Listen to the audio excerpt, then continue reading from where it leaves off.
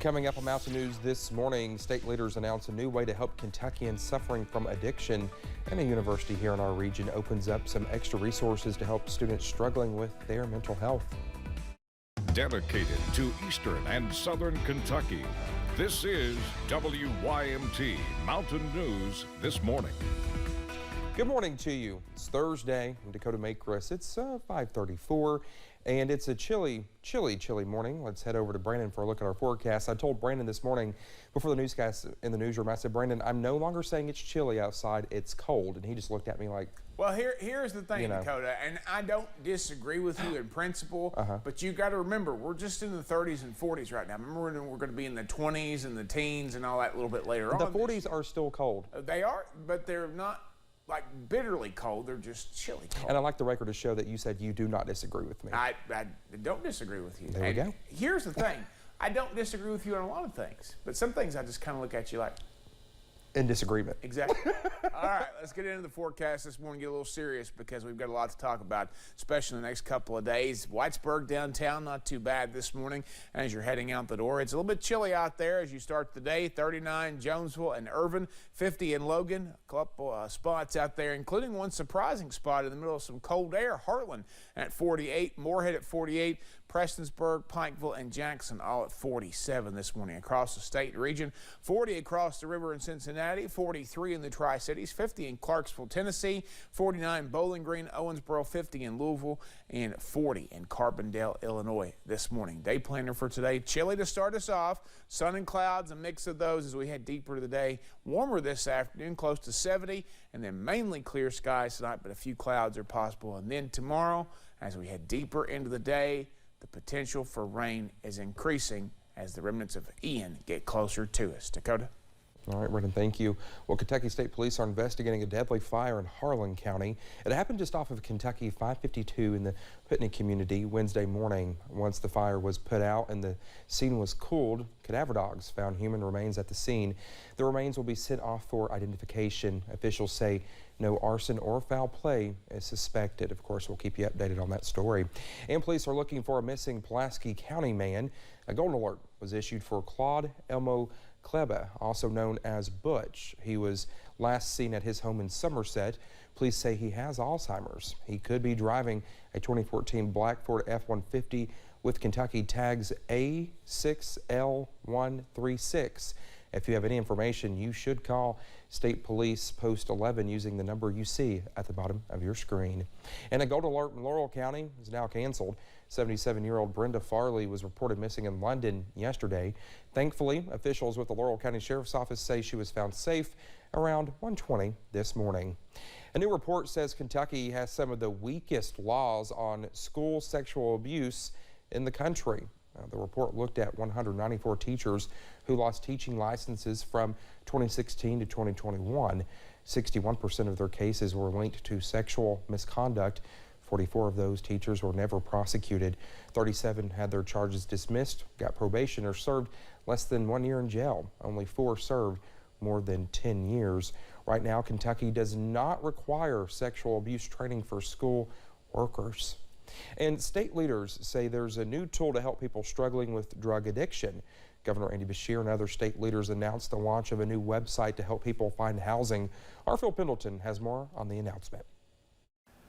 Kentucky has had staggering numbers of overdoses, especially over the past 2 years, and state health leaders and others in state government and in other agencies across the state of Kentucky say this is an example of how they can come together to meet a critical need of housing for those suffering from drug addiction and abuse.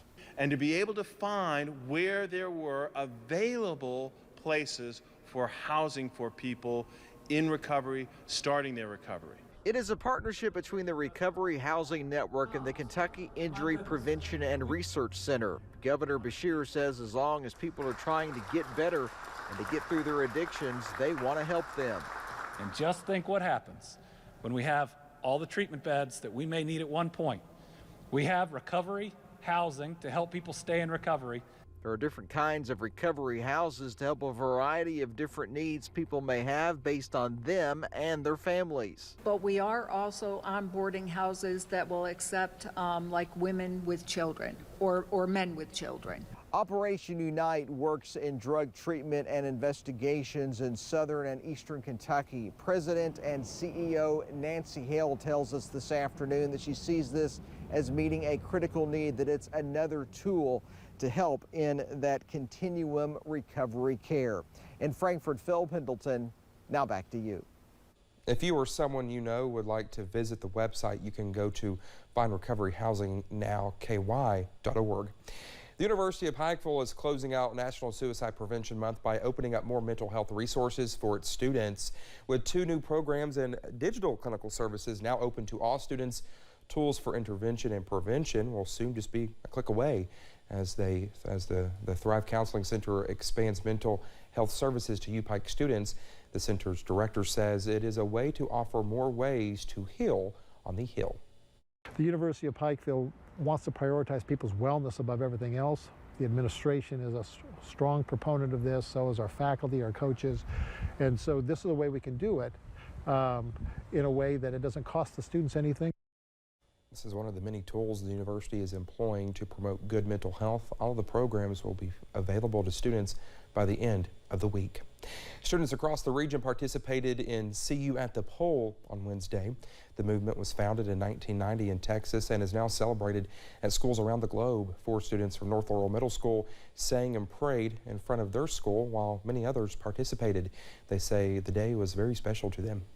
I think it was just cool to see so many kids, not just watch us, but so many kids to be here and in support of First Priority and in support of the flag and support of us.